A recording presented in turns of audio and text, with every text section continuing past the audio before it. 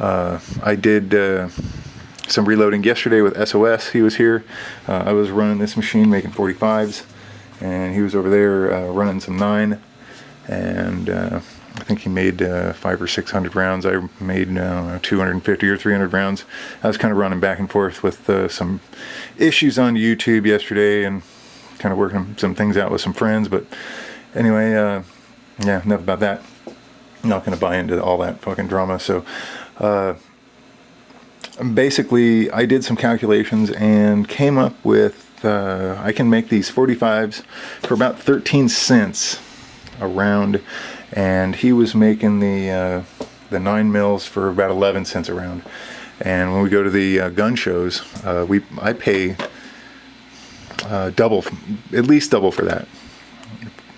So it's, you know, once you get beyond the expense of the machine, it pays for itself really quickly once you get into the zone and you shoot a lot.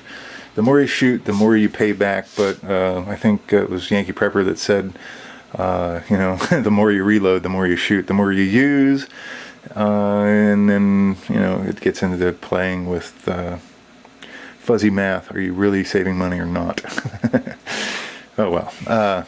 I'm just going to say reloading's a blast. I enjoy the hell out of it. It's almost therapeutic on a certain level now that I've quit smoking. I can come out here, run some brass, think about life, and whatever. Watch a little tube. And just have me time, you know. Gonna do a video this morning, well, this afternoon, I guess it is now. Second attempt. Kind of jacked up the first one. Went way too long. So anyway, I'm gonna try to speed this up a bit. A lot of guys want to know how it is that you dial in toolhead on one of these reloaders. I used to have a 650. I got rid of the 650 actually, sold it to a good buddy of mine, and purchased another 1050 just because I like them. They seem to work better for me. So anyway, 650 and 1050 are basically the exact same machines except for a little bit of different kind of functionality, but I'm not really going to get into that. I have another video on that already, but today we're going to concentrate on how to get these dies set up, and specifically we're going to be doing 45 caliber cartridges. Got a pile of brass over here that we'll be using. And basically we're just going to go through each of these stations and set these dies up, and I'll show you what, how, and why we do things, or at least the way I do things. You know, there's a lot of other better people to be instructing you to do, you know, learning to do this from, but had some people specifically request me doing this video, so I will indulge them. Hope it helps. First of all, I want to say, get some information about what you're doing, specifically regarding the type of gunpowder you're using.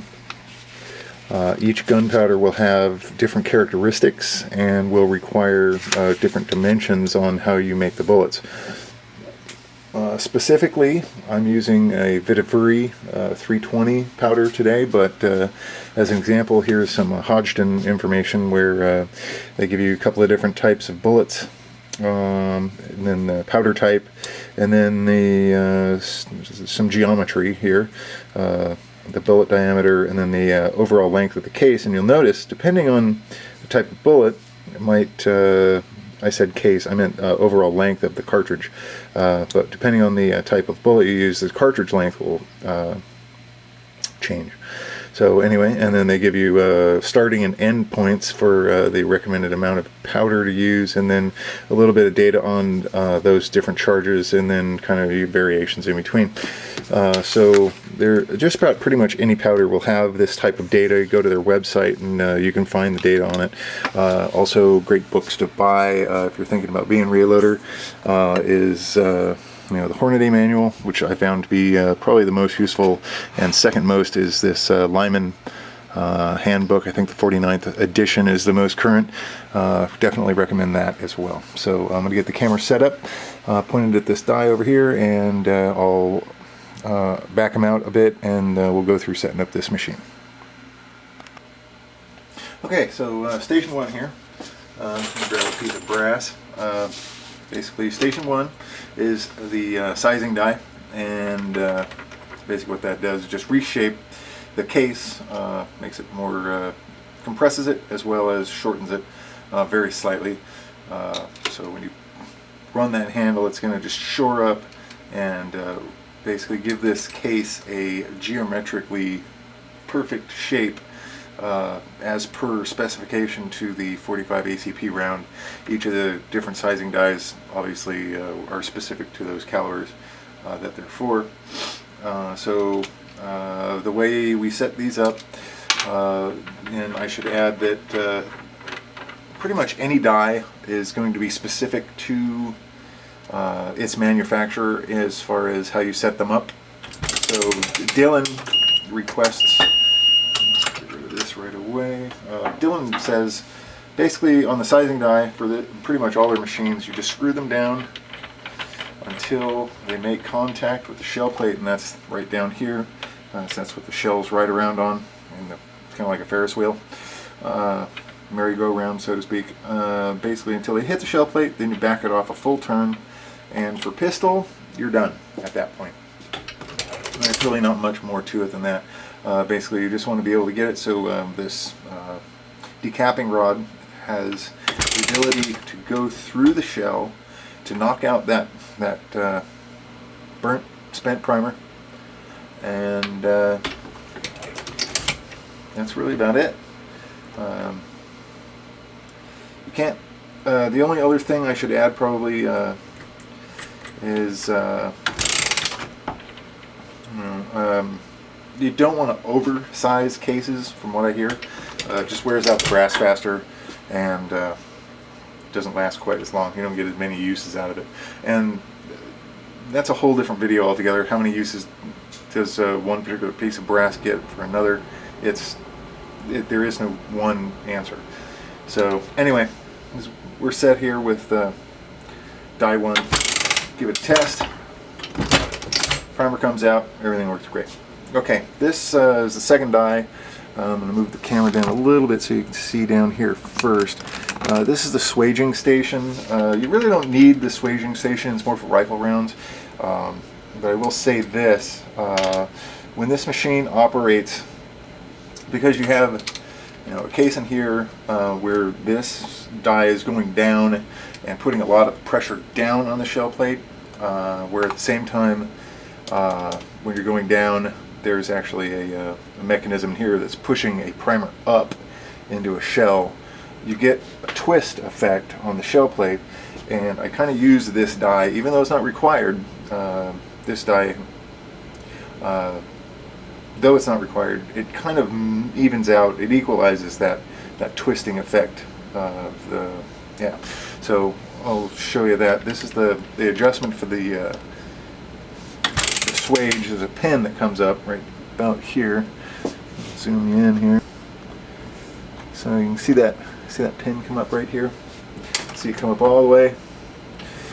See how it's fat and then gets thinner progressively as it goes up the top. Basically what I want to see is that pin just go up inside there and just barely move that shell plate, and then basically what I want to do is I'm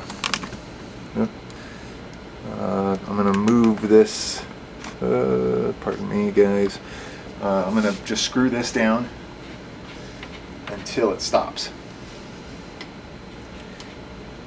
And there it is. And then I'm going to just leave it that way. For me, that's considered done. That's the way I want to keep it. So we'll tighten that guy up and then move on. Sorry about the camera wiggle there. The third station here, there is a little bit of adjustment, and this is actually something I left out of the first attempt at this video. Right here, there is a screw. You can kind of see it. and that little Allen head screw right here. What that does, pardon me, that adjusts how long this rod is right here. That rod goes into a hole right here in the somewhere over here in the shell plate that pushes on a piston that actually works this right here, and that is like a seesaw effect. So the piston comes down, pushes down on this block, it pushes up on another piston that you can sort of see up in there, and that is what determines how deep the primer is going to be seated into the case. And you can basically adjust the depth of the primer using that mechanism. It's recommended you only do 1/8 of an inch turns, or 1/8 of a turn adjustments at once, because you don't obviously want to overseat the primer, because you'll end up detonating one. And I've only done that once and it sucked. I don't wish that on anybody. It wasn't pleasant at all. It scared the hell out of me.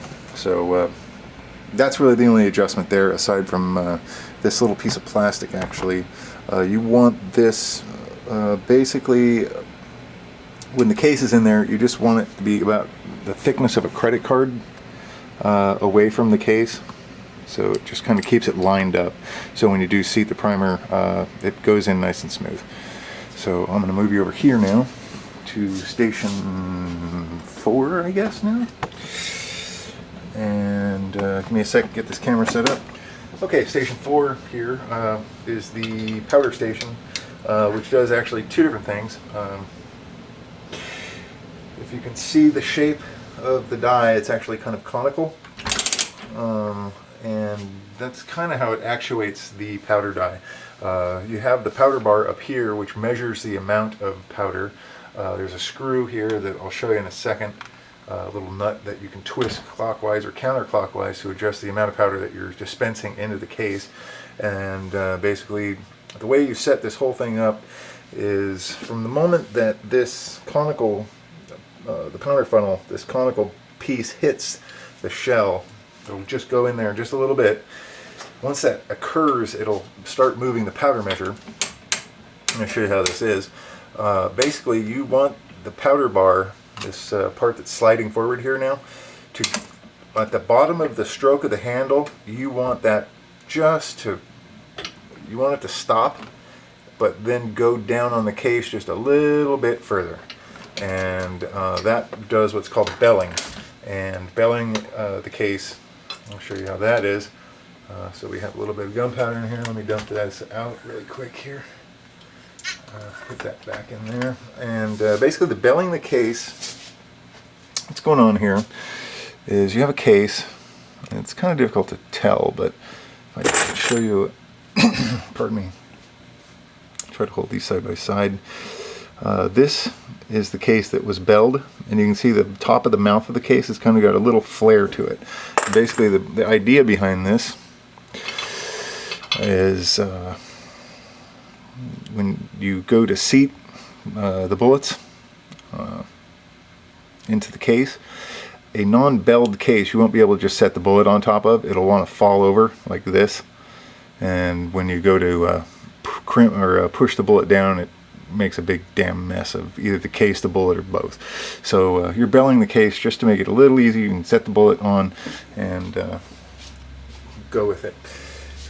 So the adjustment for the belling occurs just a little bit after you get the adjustment for the powder bar. So again, we'll run through this one more time. You're going to run the die down in the machine until basically the powder funnel hits and starts to actuate the bar. You want that bar to go all the way to the very end of its cycle. Okay, at that point no more powder is going to go into the case, but you still want the handle to go down just enough. You know, we're talking, in this case it went down maybe 2 more inches, and that's going to give you the bell at the on the edge of the case. So that's how to set that up. And at this point, let me show you really quick the nut I'm talking about here. Okay, this is the nut that adjusts how much powder goes into the case, and you saw earlier, you know, it's pretty specific how many grains of powder goes into what charge and what kind of case and whatnot. So yeah, and that's that. That's it for really the powder station. Right now we're going to go to the bullet seating station. I'm going to bypass the explanation for this till last. Okay, so bullet seating, basically you have your case. It's going to be at this point in this die, or in this station here. Can you see that? Let's see. Yeah, you can see that. Alright, so basically you're going to start off, and you'll set your bullet here, and with your die backed all the way out, I'm not going to replace this die because it's dialed in exactly where I want it, and it's kind of a hassle. This is probably the most difficult part of setting up your station or your machine. But basically you're going to lower the handle and turn this die down until, I mean, your die isn't going to look like this. It's going to look a little different. I'll show you one of them.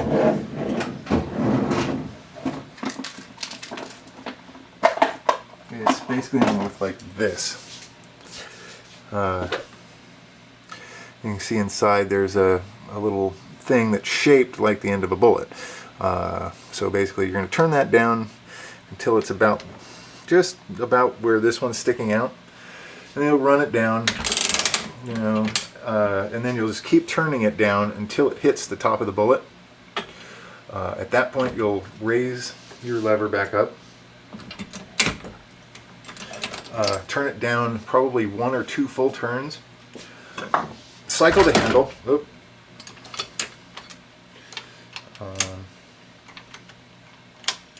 You'll cycle the handle, and then you'll have your bullet, and basically what you're going to want to do is these calipers, these dial calipers, are going to become your best friend. Everybody's that reloads needs these. And basically on the 45s, what I'm looking for here is about that 1.26 inches. That's your COL, or case overall length, or cartridge overall length. I keep making that mistake. But the thing that's cool about the die that I'm using here today is, if you look, you can't see it there, but see the looks like it has a measurement device on it. Well, it is exactly that. It allows me to adjust the overall length of the case, or the cartridge, damn it. Very simply, just by turning this dial, I can adjust up or down how far the bullet is seated very easily, and that kind of plays into different geometries and cartridge characteristics, that which you will get accustomed to learning as you kind of progress in this sport. But it's damn handy.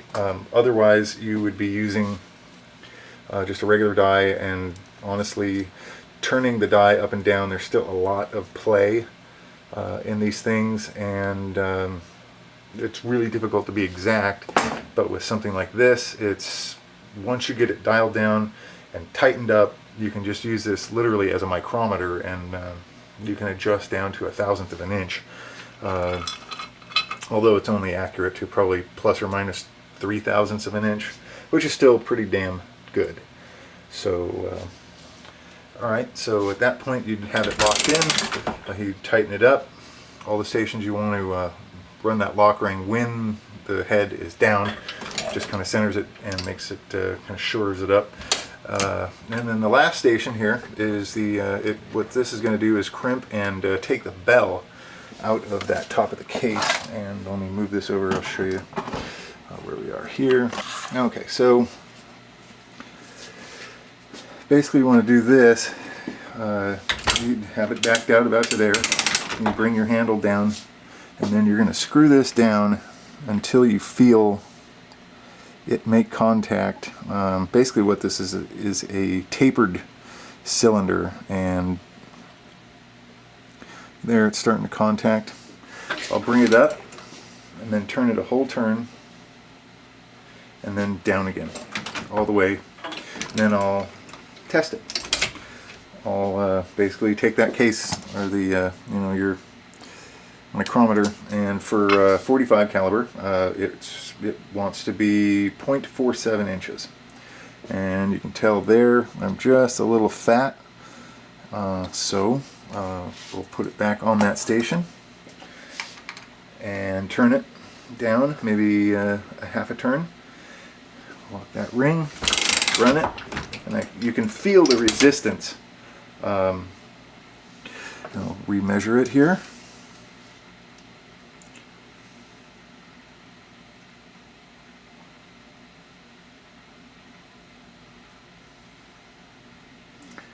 And I actually crimped it a little much, so that's a little too much, but it's only by 6 thousandths or so of an inch, no big deal. So what I'll do is probably undo it about a quarter turn and just tighten it up and call it good enough.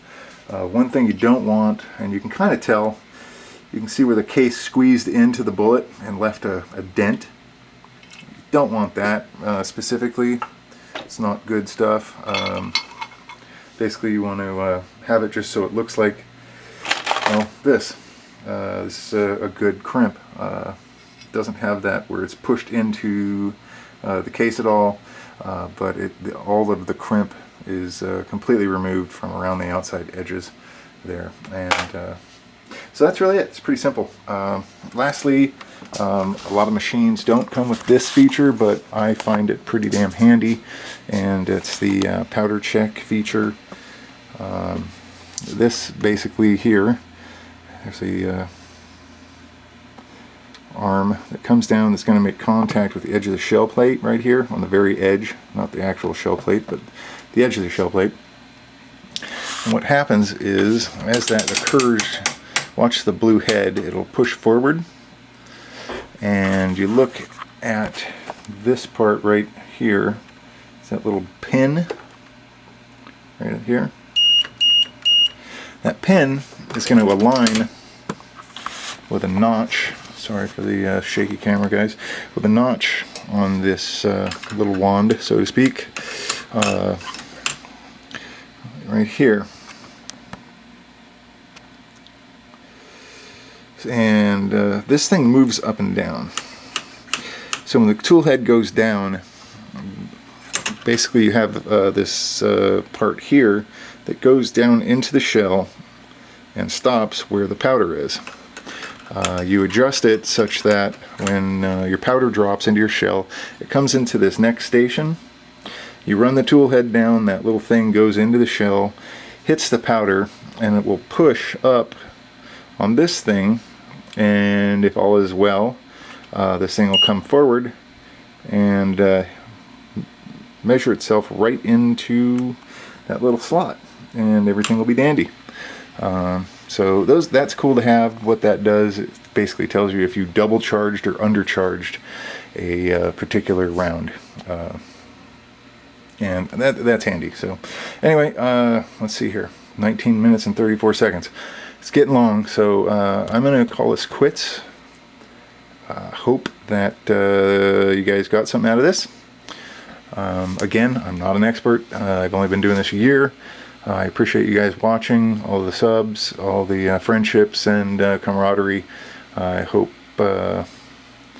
anybody finds this useful who's interested in reloading. It's a lot of fun, and there's nothing better than making your own ammo. It's really cool.